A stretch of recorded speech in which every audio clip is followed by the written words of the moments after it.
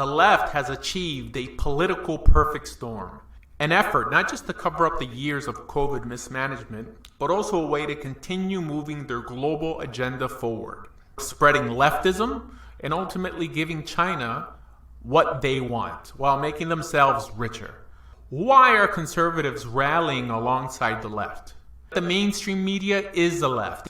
Every time you open up TikTok and the like, you are constantly getting political videos sorted and arranged to push a certain narrative, which is that Putin is evil and that the Ukraine is not only good, but should continue fighting an essentially unwinnable war, peddled alongside the lie that Ukraine is actually winning.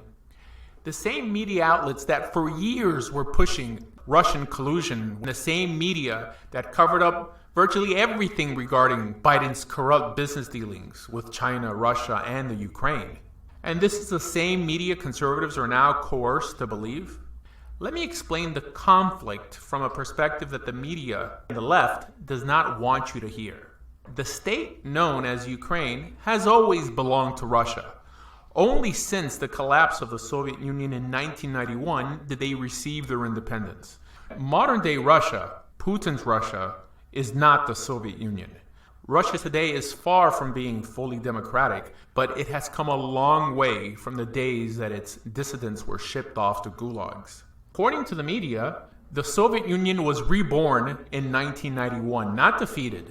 This is what the left will have you believe. The left, which had an actual love affair with the real Soviet Union. This is the same media that is now suddenly united against Putin.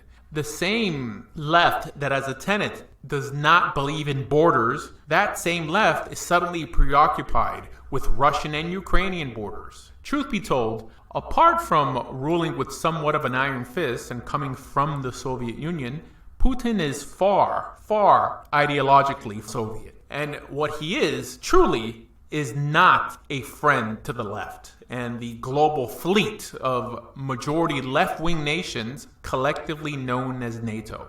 Now, NATO, which was created to combat and repel Soviet communism from freedom-loving nations in Europe, continues to exist without a Soviet Union, rebranding themselves some sort of anti-Russian brigade. Why is there still a NATO when there is no longer a Soviet Union? So Europeans could have an army paid for and influenced by essentially the US while they save their money. So that is the huge bait and switch, which is constantly peddled, misreporting and incorrectly portraying a free Russia as Soviet Russia, and Putin as a resurrection of Stalin. And the way this conflict has its roots in the Second World War is essentially with Hitler's invasion of the Soviet Union, which brought out the Ukrainian nationalistic element. During that war, a man by the name of Stefan Bandera led the Ukrainian liberation effort against Stalin. He was also an ally and admirer of Adolf Hitler, which helped him come to prominence when the Nazis invaded Ukraine in 1941. He also aligned himself with Hitler's hatred for Jews and even aided Hitler's war effort by murdering hundreds of thousands of them. Now, granted, that was back then and this is today. The difference is that Russia is no longer Soviet or communist, while the Ukraine is essentially being led by nationalists with the same anti-Semitic and fascist views, now rebranded as an organization known as Azov. Here in America, we conservatives are also labeled Nazis. These are actual real Nazis. And it is this group, known as Azov, that is essentially calling the shots in Ukraine. Ukraine is not this Western democracy that the media would have you believe. Ukraine is really not any more democratic than Russia is, with its rampant silencing of the opposition, even throwing political opponents in prison. Now, yes, Putin has done similar. The difference is that Putin did not do this with the political and financial support of the United States. You ever wonder why inflation is out of control and why you're paying more at the pump? And this war will make sure that you don't. Mainly because the sanctions and the support given to Ukraine will be named as the cause instead of the political element that has only capitalized at essentially every world catastrophe to steal your money. The more we support the conflict, the more impoverished we will become. to the doublespeak of our current administration, while sanctioning Putin, still buys billions of dollars of oil from him yearly, while halting the U.S. from oil production. What actually caused the Russians to invade Ukraine?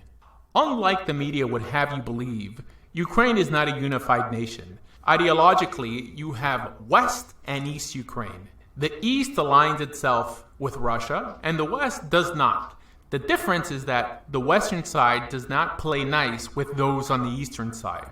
The Western nationalists view the Easterners as traitors, which has led the nationalists to terrorize and murder those on the pro-Russian part of the country, which in turn gets the Russians to come to the aid of their Russian allies living in the Ukraine.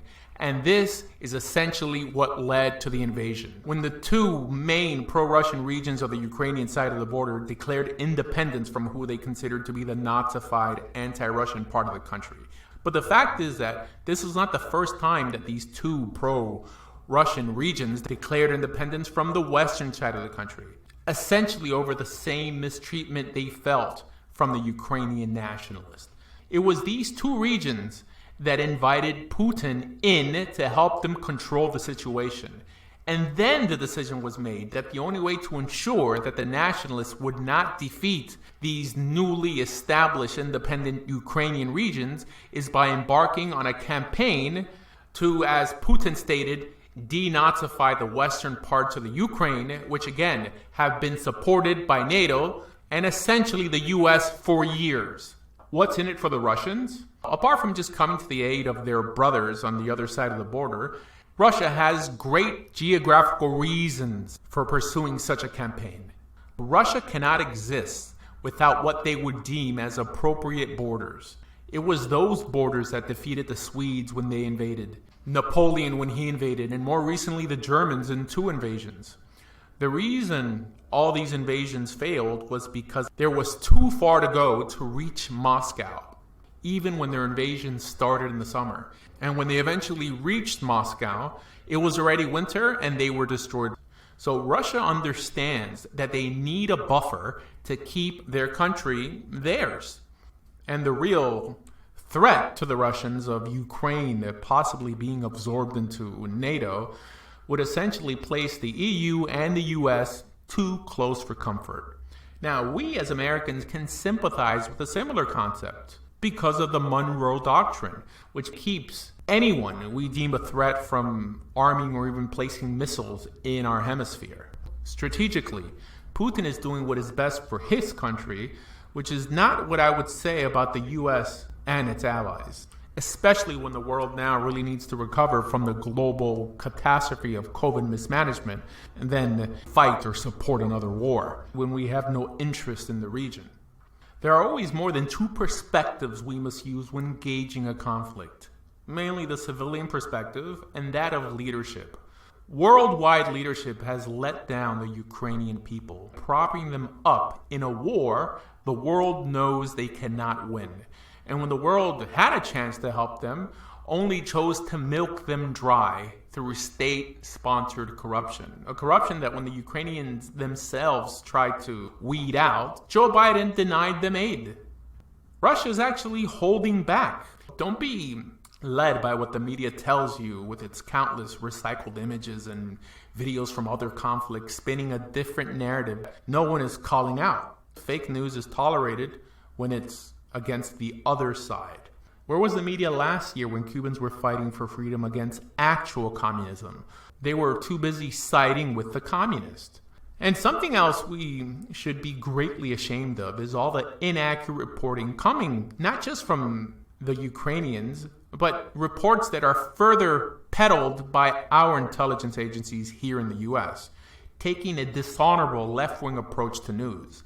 The idea that it's okay to lie when we do it about those we dislike. It's wrong when they do it about us, and it's equally wrong when we do it to them. News is supposed to be truthful and independent. The left politicizes everything. It's gotten so bad in the States that there are reports about Russian opera singers being canceled just for being Russian. There was even a cat competition that banned Russian cat breeds. This form of stupidity is right out of the left-wing playbook, and just know that if they do it to them, they'll do it to you. It behooves the US and essentially NATO at this point not to pick a fight with Russia, a nuclear power, and guarantee that Ukraine will never be part of NATO, along with laying the framework to ultimately dismantle NATO and focus on the real threat, China. Russia is not our enemy. It is no secret that a weakened Russia only strengthens China, mainly because there is no other country in the region that poses a bigger direct threat to China than Russia. And this, I think, lays out the plot perfectly. And that's that the West has sided with China to demolish its own sovereignty by making a small number of people rich while jettisoning the Western world into poverty. And this is why they, the Chinese, were behind the stolen election and unleashing a virus that has devastated the West. So, who do I side with in the conflict? I side with U.S. interests worldwide, which does not include propping up the Ukraine and or remaining in NATO.